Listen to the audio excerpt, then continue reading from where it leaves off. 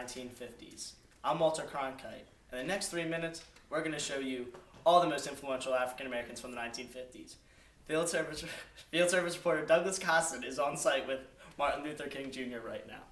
We'll go to him now. Hey Walter, this is Douglas Costin here with Martin Luther King Jr. Martin, nice to see you.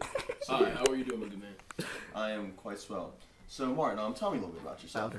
I am a civil rights activist of the 1950s, and I rally a lot of young African Americans behind me because we're marching for our rights.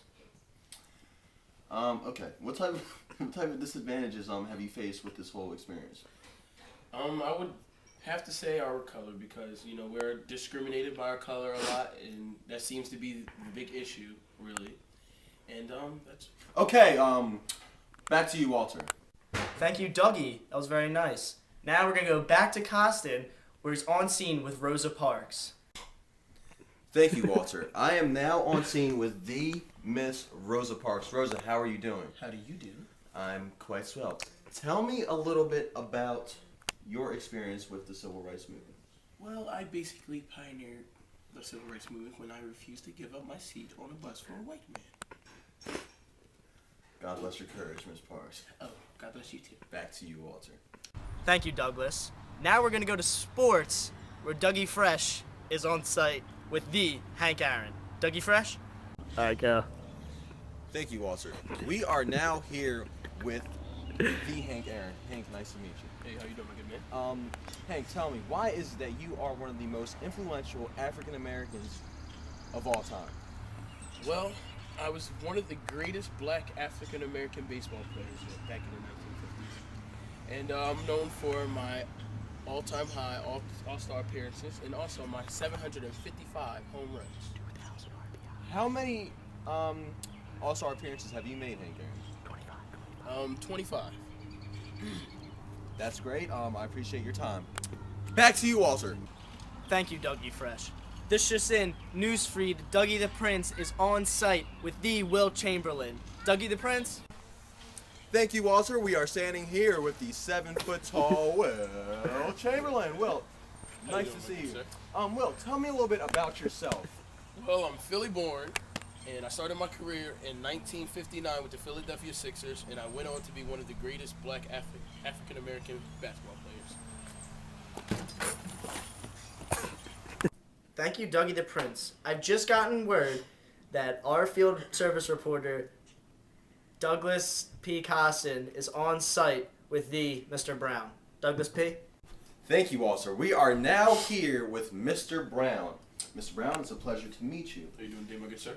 I'm quite swell. Please tell me about the Brown versus Board of Education case. Well, I overrode the Plessy versus Ferguson case, and because of that case, it made segregation in public schools deemed unconstitutional. Thank you. Anyway, back to you, Walter. Thank you. I now receive word that our reporter, Douglas, is on site with the Gwendolyn Brooks. Douglas? You're on. Hey, Walter, we are now standing here with the Gwendolyn Brooks, the amazing author. Gwendolyn, nice to meet you. Okay. Now, please tell me what you did and what you accomplished. Well, I was the first African American woman to win the Pulitzer Prize for my piece, Annie Allen, in 1950. All right. Walter, back to you.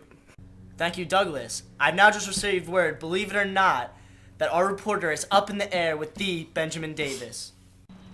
Oh my God, Walter! We are sitting here with the Benjamin Davis. Benjamin. Oh, I was the first African American general in the Air Force.